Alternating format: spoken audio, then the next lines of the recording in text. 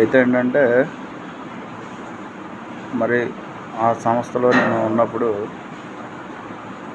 ఏదైతే ఒరిస్సా పూరి జగన్నాథ స్వామి ఉత్సవాలప్పుడు 25,000 రూపాయలు డబ్బులు కలెక్షన్ చేయడం జరిగింది. డ్రైవర్లు అలాగే వంటకం డ్రైవర్లు ఎవరికి తోచింది వాళ్ళు అమౌంట్ వేయటం జరిగింది.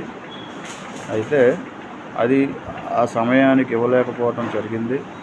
దానికి అనేక కారణాలు పరిణామాలు ఎదుర్కోవడం జరిగింది. ఏదైతే ఏమైందైనప్పటికీ ఎన్ని కారణాలైనా సరే మరి 2024న రథయాత్ర ఉత్సవాల సమయంలో ఆ అమౌంట్ మళ్ళీ అందజేయటానికి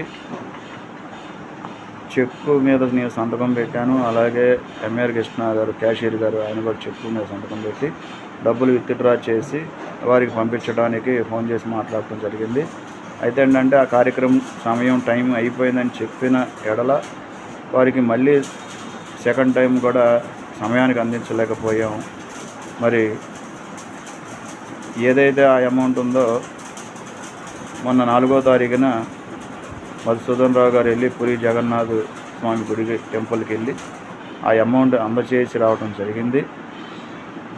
ఎందుకంటే దేవుడి డబ్బులు ఎవరు కూడా మోసం చేయరు, ఏ డ్రైవర్ డబ్బులు అయినా సరే మోసం చేయరు అనే నమ్మకంతోనే అందరూ కూడా నేను పెట్టిన మెసేజ్కి ఆ రోజు అందరూ స్పందించి ఆ అమౌంట్ వేయటం జరిగింది.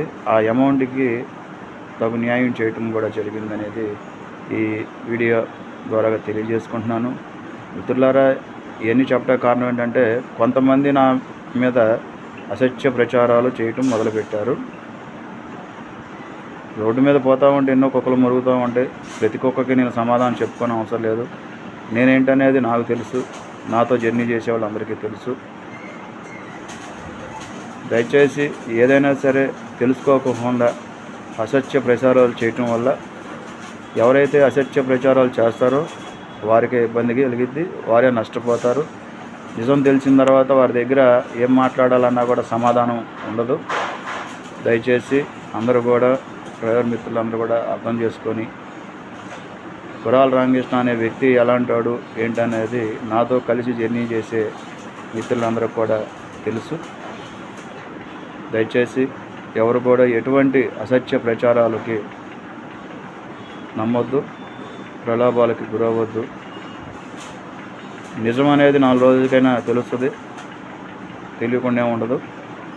అది ప్రతి ఒక్కరు కూడా అర్థం చేసుకుంటారని